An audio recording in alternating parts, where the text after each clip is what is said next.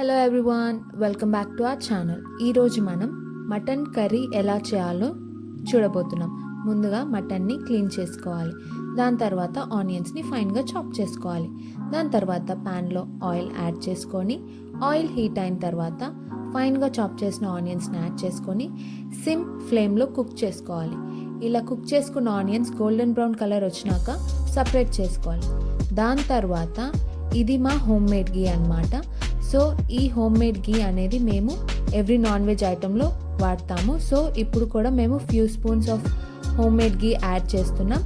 Add చేసిన దాంట్లో మనం ముందుగానే క్లీన్ చేసి పెట్టుకున్న మటన్ అనేది కూడా యాడ్ చేసి కొద్దిసేపు దాన్ని ఆ ఆయిల్లో బాగా కుక్ అవనిస్తామన్నమాట. ఇలా కుక్ అవనిచ్చినప్పుడు దాంట్లో ఉన్న వాటర్ కంటెంట్ అంతా వెళ్ళిపోయి మనకు మీట్ అనేది అలానే ఉంటుంది.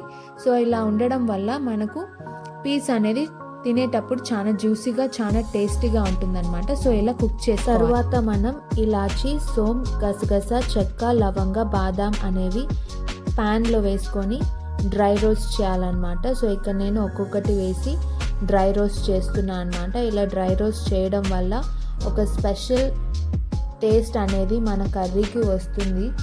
సో ఇలా అన్నమాట. మీరు కూడా ఇలా ట్రై చేయండి. ఇలా ఫ్రై చేసుకొని దాంట్లో మీరు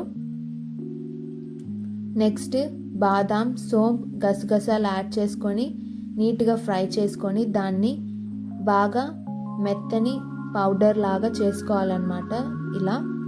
సో ఇలా పౌడర్ అయిన తర్వాత దాంట్లో మిరియాలు వేసుకొని పౌడర్ చేసుకోవాలి. దాని తర్వాత ఇప్పుడు మనం బాగా కుక్ అయిన మన మటన్లో జింజర్ గార్లిక్ పేస్ట్ వేసి బాగా మిక్స్ చేసుకోవాలన్నమాట. సో మిక్స్ చేసుకోవడం వల్ల ఏమవుతుందంటే ఆ జింజర్ గార్లిక్ ఫ్లేవర్ అనేది మన మీట్కి బాగా అంటి ఇలా టెండర్గా అవుతుంది పీస్. దాని తర్వాత ఉప్పు, కారం, ధనియాల పొడి వేసుకొని పసుపు పొడి వేసుకొని బాగా మిక్స్ చేసుకోవాలి. డ్రై మసాలా పౌడర్స్ అన్నీ వేసుకొని బాగా మిక్స్ చేసుకోవడం వల్ల మనకి ఈ మసాలాలో ఉన్న ఫ్లేవర్స్ అన్నీ బాగా వచ్చి పీస్కి బాగా మసాలా అంతా పట్టుతుందన్నమాట. దాని తర్వాత కర్డ్ అనేది మనము యాడ్ చేసుకోవాలి. కర్డ్ అనేది యాడ్ చేసుకోవడం వల్ల ఒక థిక్ టెక్స్చర్ అనేది మన మటన్ కర్రీకి వస్తుందన్నమాట. సో ఇలా కర్డ్ యాడ్ చేసుకొని బాగా కలుపుకోవాలి మనం.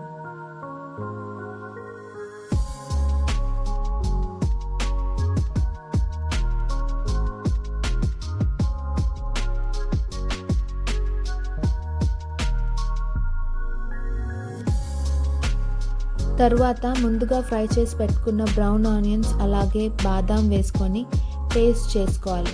ఇలా పేస్ట్ చేసుకున్న దాన్ని మనం మన మటన్ కర్రీలో యాడ్ చేసుకోవాలి. యాడ్ చేసుకొని దాన్ని బాగా ప్రతి పీస్కి పట్టేటట్టు నీట్గా ఈవెన్గా మొత్తం మిక్స్ చేయాలన్నమాట.